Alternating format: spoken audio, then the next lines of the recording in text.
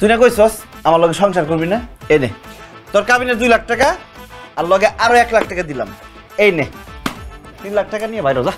আরে কি কইতাছো তুমি? আমার কিচ্ছু লাগবো না, এই টাকা টুকা কিচ্ছু লাগবো না। আমার খালি তোমারে দরকার। তুমি আমার জীবন, তুমি আমার মরণ, তুমি আমার সবকিছু। তোমার ছাড়া আমি বাঁচবো না গো। কেন সকালবেলা না তুই আবার কইলি যে তুই আমার লগে সংসার করবি না, ব্যাগ বুক লইয়া বাপের বাড়িতে যাস গা?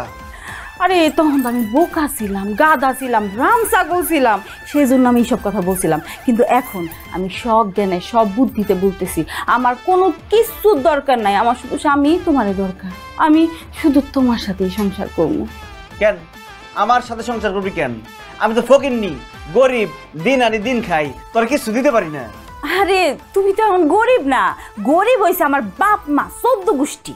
তুমি তো এখন বড় লোক, বড় লোকের বিরাট কারবার। ঠিকই কইছস, তোর জামাই এখন বিরাট বড় লোক, কথাবার্তা হুশ করে কবি আর আমার সবসময় সম্মান দিয়ে কথা কবি। আমি যেভাবে চলতে কমু ওইভাবে চলবি, যদি আমার কথার অবাধ্য একটা লাথি মেরে বাড়িতে বাইর করে দেবো। তুমি না একটা কাজ করো, আমার এখনই একটা লাথি মারো, আর নয়তো আমার এই কথাগুলো মনে থাকবো না। মারো মারো মারো। অনি মারুম? হ্যাঁ ঠিক আছে মারি। না আমি মশা মাইরে আমার পা নোংরা করতে চাই না।